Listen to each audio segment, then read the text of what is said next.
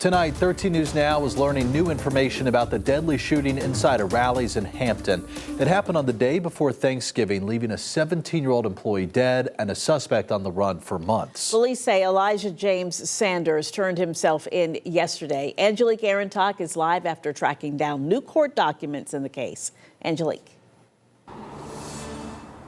According to newly filed court documents in Hampton, 25-year-old Elijah James Sanders is accused of going into the Rally's where the shooting happened a day prior with a gun latched on his hip. Meanwhile, family members of the victim are looking back fondly at memories and sharing how they'll remember the teen.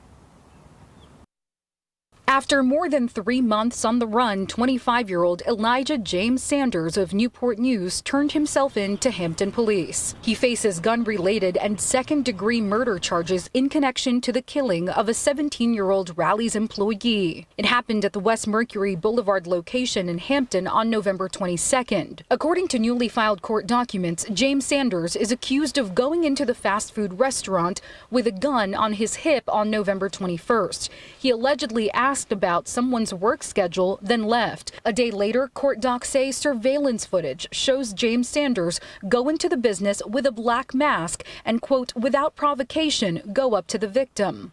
James Sanders began punching him, according to the criminal complaint. During the fight, the complaint says James Sanders' gun fell from his waist, and when he reached for it, he shot the victim in the head. Family members identify the victim as Brian Fullerton. His mother spoke with me off camera. She remembers her youngest son as a kind, loving, giving, and helpful child. His mom holds on to memories she says will last a lifetime.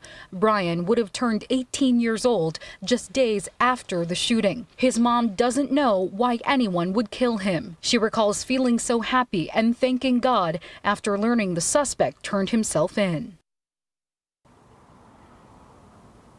The suspect, Elijah James Sanders, had an arraignment scheduled in court this morning. He did not want to speak with us from jail. Court documents also do not give us an idea of where he stayed after the shooting or the motivation behind it.